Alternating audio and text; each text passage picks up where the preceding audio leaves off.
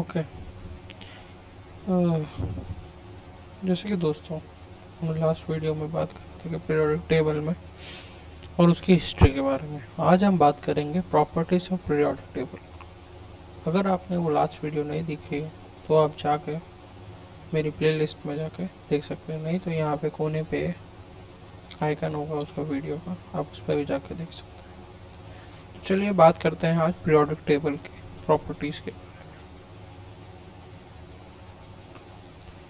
तो properties of periodic table, तो आप क्या समझते हैं कि पीरियोडिक टेबल में क्या क्या प्रॉपर्टी हो सकती है? तो सबसे पहले जो प्रॉपर्टी हम पढ़ेंगे पीरियोडिक टेबल में,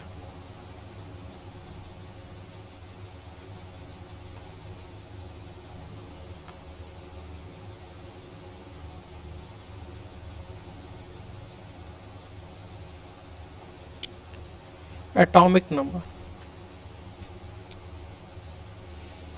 तो एटॉमिक नंबर से आप क्या समझते हैं कि एटॉमिक नंबर क्या होता है कि जिसके आधार पे पीरियोडिक टेबल को अरेंज किया गया है।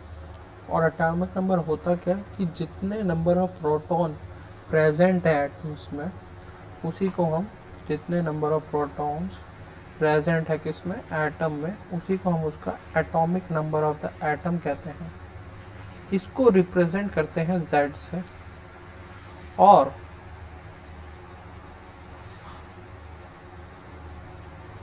क्योंकि एटॉमिक नंबर में प्रोटॉन लेने का ही क्यों लिया है, इलेक्ट्रॉन को क्यों नहीं लिया? कि जो प्रोटॉन होता है ना, वो सेम नंबर के होते हैं पूरे एटम्स में। क्योंकि इलेक्ट्रॉन क्या है, उसको तो हम डोनेट भी करते हैं, गेन भी करते हैं, मगर जो प्रोटॉन है ना, वो ऑलवेज फिक्स रहता है। इसलिए हम एटॉमिक नंबर के लिए हम प्रोटॉन को यूज़ करते हैं। चलिए बात करते हैं, हर किसी का एलिमेंट्स का डिफरेंट एटॉमिक नंबर होता है। और जैसे कि हम एग्जांपल ले लेते हैं कि कार्बन एटम का एटॉमिक नंबर 6 है। इसका मतलब क्या है कि कार्बन जो एटम है उसके सेंटर में 6 नंबर ऑफ प्रोटॉन्स हैं जो कि पॉजिटिव चार्ज के। ओके,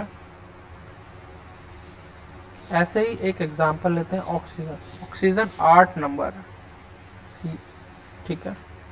तो उसका ये मतलब हो कि उसके अंदर 8 प्रोटॉन हैं उसके सेंटर में, उसी को हम उसका एटॉमिक नंबर कहते हैं। अब दूसरा एक स्टेटमेंट आती है कि मास नंबर क्या है।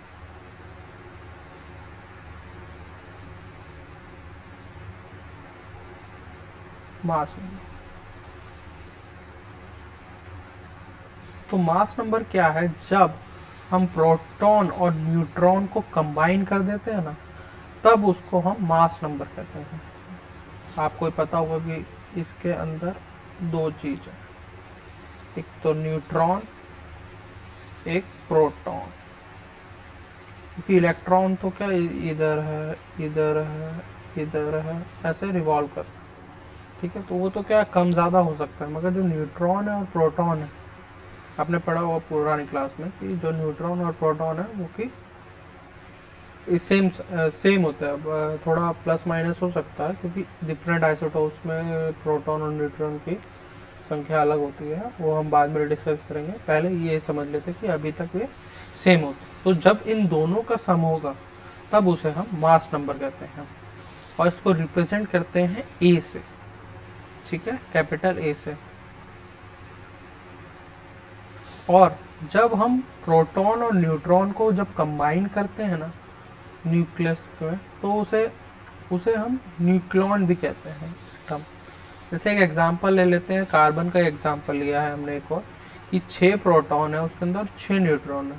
जब उसका हम मास निकालेंगे तो 6 + 6, 6 + 6, तो हमें 12 मिला। तो जो 12 है वो उसका, सॉरी, जो 12 है उसका एटॉमिक मास यूनिट, AMU, ये इसका मास है। ये आगे पढ़ेंगे, एटॉमिक मास में पढ़ेंगे, तो AMU उसकी SI यूनिट है। तो उसका 12 मास नंबर है। ठीक है, देखो जैसे मैंने बताया था कि proton remain sames but the other atom of different element have the can vary. Okay, कि प्रोटॉन सेम रहेगा मगर न्यूट्रॉन वेरी हो सकता है आइसोटोप्स में, इसी वजह से मास नंबर दोनों का सम हो। And the weight of electron is almost negligible. इसमें क्या है, वेट इलेक्ट्रॉन का नेग्लिजिबल ही मानते हैं, बहुत कम है, क्योंकि माइनस कितना है 9.11 इंटू 10 के बाद -31। ठीक है, वो बहुत ही कम है, तो उसको हम नेग्लिजिबल ही मानते हैं। This atomic mass of an atom is almost same as it mass number. हम कई जगह एटॉमिक मास और मास नंबर को सेम ही कहते हैं। अब यहाँ पे एक रिप्रेजेंटेशन है जहाँ पे एक ऑक्सीजन है। ठीक है, तो इसमें जो ऊपर वाला है ना, ये दिस इज एटॉमिक नंबर जिसे हम Z से डोनेट करते हैं, और this is mass number exactly 16 ही है, तो हम अप्रॉक्स लिखते हैं 16। और ये है एटॉमिक मास या फिर मास नंबर, दो कोई भी चीज़ बोल सकते हैं। ठीक है, चलिए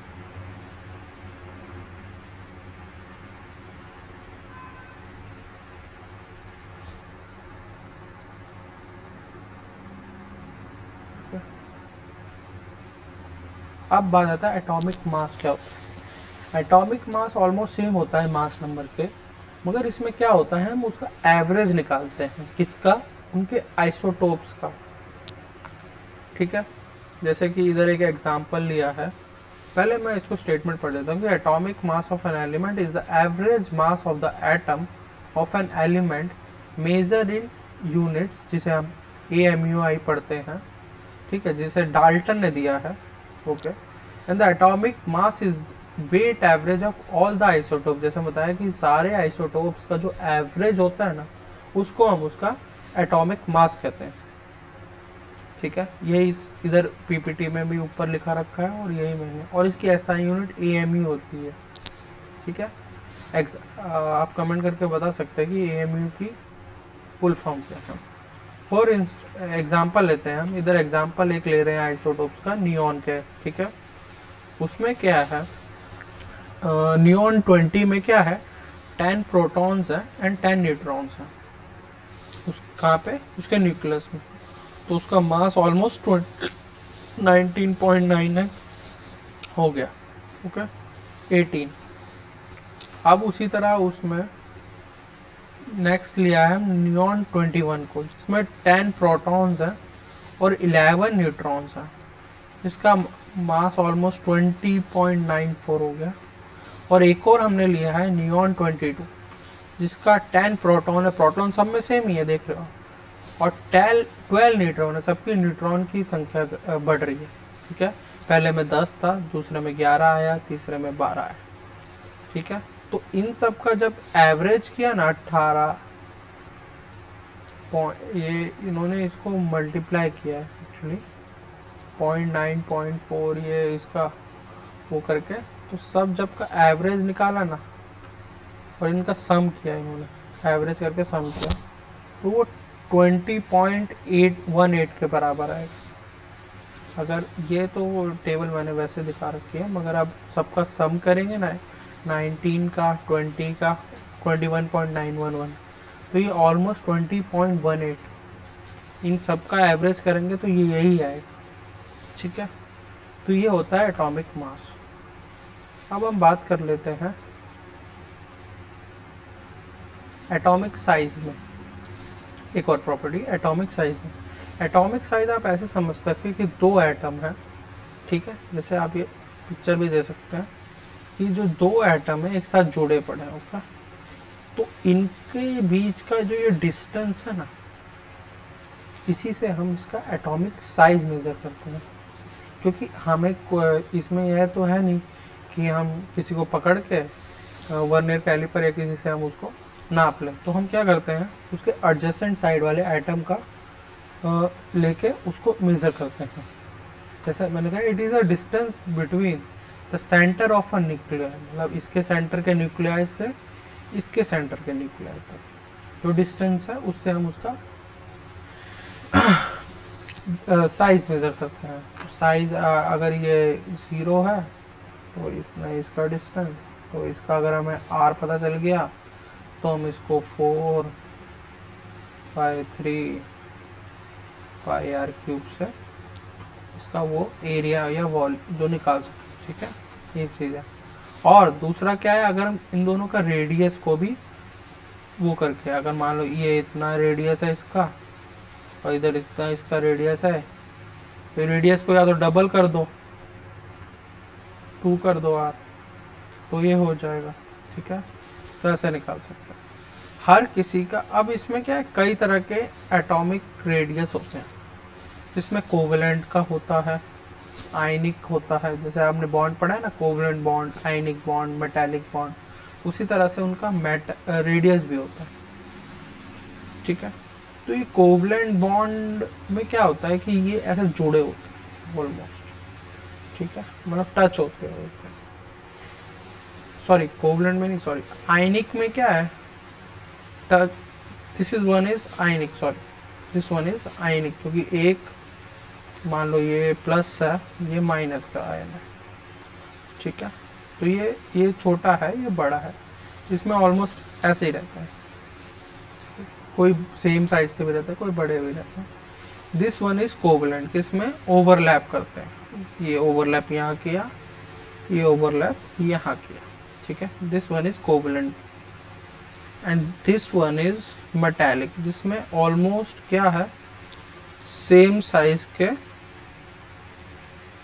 वो रहते हैं, सेम एटम के रहते हैं। तो इसमें ऐसा बोला जाता है कि जो आयनिक बॉन्ड है, सबसे कम लेंथ कोवेलेंट की होती है, उसके बाद आयनिक, फिर मेटालिक।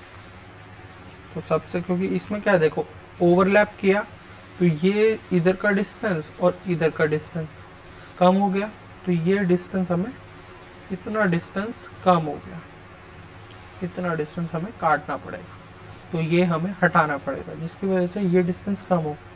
और आयनिक में और कम क्यों है, इससे ज़्यादा है मगर मेटालिक से कम, क्योंकि आयनिक में देखो एक स्मॉल आयन है, एक बिग आयन है, तो वो क्या फोर्स ऑफ अट्रैक्शन अच्छे से रखेगा, तो जिसकी वजह से वो बहुत ही पास रहेगा। ठीक है, तो फोर्स ऑफ अट्रैक्शन के कारण इसमें कोवेलेंट से ज़्यादा रहेगा, मेटालिक से कम रहेगा। ओके, और सबसे ज़्यादा थोड़ा साइज मेटालिक का ज़्यादा है, इसलिए कहते हैं ना मेटालिक आसानी से अपने आयन छोड़ देता है, एटम लूज कर देता है, इसी कारण, क्योंकि उसका क्या साइज सेम होता है, और साइज सेम होने के कारण उसका जो लेंथ होती है वो बढ़ जाती है, इसी वजह से। तो बाकी एटॉमिक रेडियस क्या है, ये बहुत बड़ा वास्ट टॉपिक है, इसको मैं नेक्स्ट वीडियो में फिर मैं कवर करूँगा, जिसमें सिर्फ एटॉमिक रेडियस के बारे में बात करेंगे, कैसे निकालते हैं, क्या है, उन सब के बारे में। ठीक है, चलिए अब नेक्स्ट उसकी बात कर लेते हैं, क्या है वैलेंसी। ओके, हाँ, इधर एक चीज़ रहेगी कि एटॉमिक साइज जो है ना, ग्रुप में इंक्रीज होता है डाउन में। अगर हम ऊपर से नीचे जाएंगे ना ग्रुप में, तो ये डिक्रीज होगा, सॉरी इंक्रीज होगा, और लेफ़्ट टू राइट जाएंगे ना तो डिक्रीज होगा। ऐसा क्यों? क्योंकि होता क्या है कि जब हम लेफ़्ट टू राइट जाते हैं ना, तो जो फोर्स ऑफ अट्रैक्शन क्या है, इलेक्ट्रोनेगेटिविटी बढ़ती चली जाती है।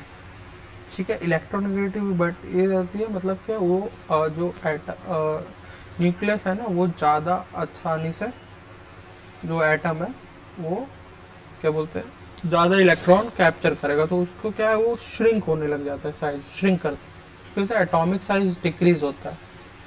ठीक है, और इंक्रीज इसलिए हो रहा है क्योंकि इसमें क्या है, नीचे जाएंगे तो सब शेल बढ़ रहे हैं, सब शेल बढ़ रहे हैं, तो वो साइज बढ़ रहा है। इसी वजह से जो हम डाउन द ग्रुप है, वो डाउन द ग्रुप में क्या है, इंक्रीज होता है, और लेफ्ट टू राइट में डिक्रीज होता है।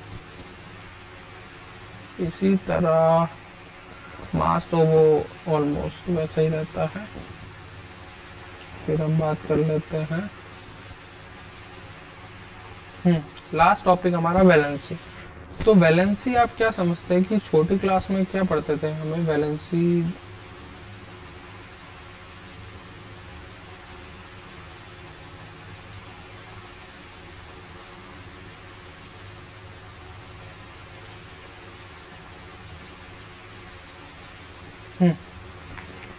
तो छोटी क्लास में क्या पढ़ते थे कि वैलेंसी उसे कहते हैं जो कि जो भी शेल है उसके आउटर मोस्ट शेल में जितने इलेक्ट्रॉन है वो उसकी वैलेंसी।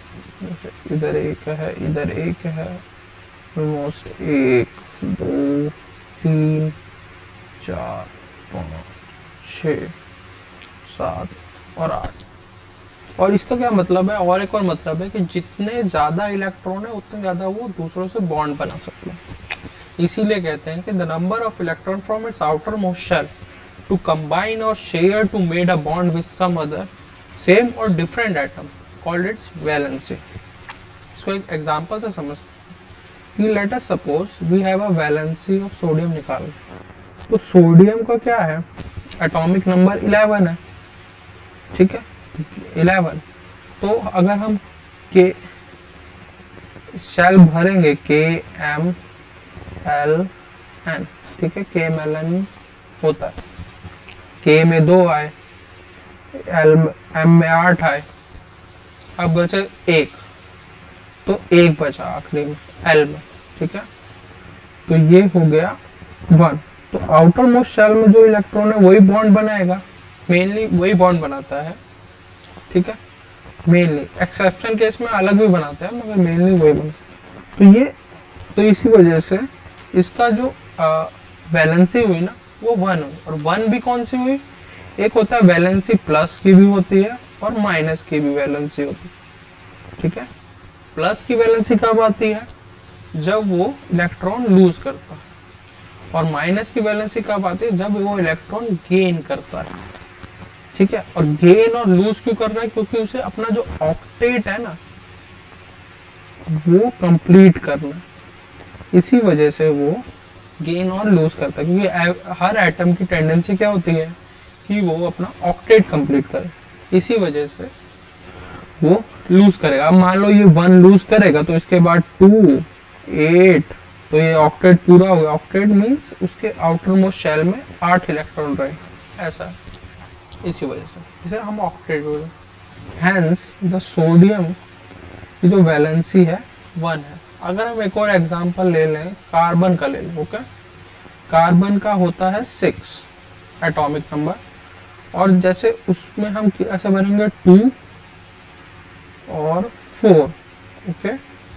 उसके आउटर मोस्ट शेल में 4 है तो उसकी वैलेंसी 4 है, मगर उसकी प्लस बोले कि माइनस बोले तो ये एक्सेप्शन है, क्योंकि ये प्लस 4 इलेक्ट्रॉन छोड़ भी सकता है तो 4 इलेक्ट्रॉन ले भी सकता है, तो इसकी वैलेंसी क्या होगी, +-4। ऐसे अगर हम ऑक्सीजन की देखें, ऑक्सीजन क्या होता है 8 2 6, ठीक है। और एक चीज ये है कि मान लो अगर 5 से ज्यादा है ना कोई भी आउटर मोस्ट शेल में, तो उसकी वो मेनली क्या है, वो गेन करता है, ठीक है। 5 से ज्यादा इलेक्ट्रॉन है आउटर मोस्ट शेल में तो वो लूज नहीं करेगा, तो वो गेन करेगा। अगर 5 से कम है, लेस है, तो वो लूज करेगा। जैसे 4 है, 4 तो मिडल में होगा क्योंकि 4 इधर भी है, 4 वो लूज ही कर सकता। मगर अगर वो 4 से ज्यादा इनकेस 5 है तो वो 3 इलेक्ट्रॉन लूज करे, गेन करेगा, एनर्जी उसे कम लगेगी, बजाय 5 इलेक्ट्रॉन लूज करने में उसे ज्यादा एनर्जी लगेगी, इसलिए वो 3 इलेक्ट्रॉन गेन करेगा, ठीक है। तो इसका 5 आउटर मोस्ट शेल में 5 आए, सॉरी 6 आए, तो वो 2 इलेक्ट्रॉन क्या है गेन करेगा, तो इसकी वैलेंसी -2 हो गई। ऐसे भी कई और एग्जांपल है, ठीक है। जैसे सोडियम है, इधर हमने देखा था, सोडियम का देखा ना, आउटर मोस्ट शेल में 1 है तो इसकी वैलेंसी +1 हो गई, ठीक है। अब नेक्स्ट बाद अब मैं बाकी जो वीडियोस जो मतलब बाकी हमारे जो 4 और हैं वो मैं नेक्स्ट वीडियो में बात करेंगे, ठीक है। Thank you, bye.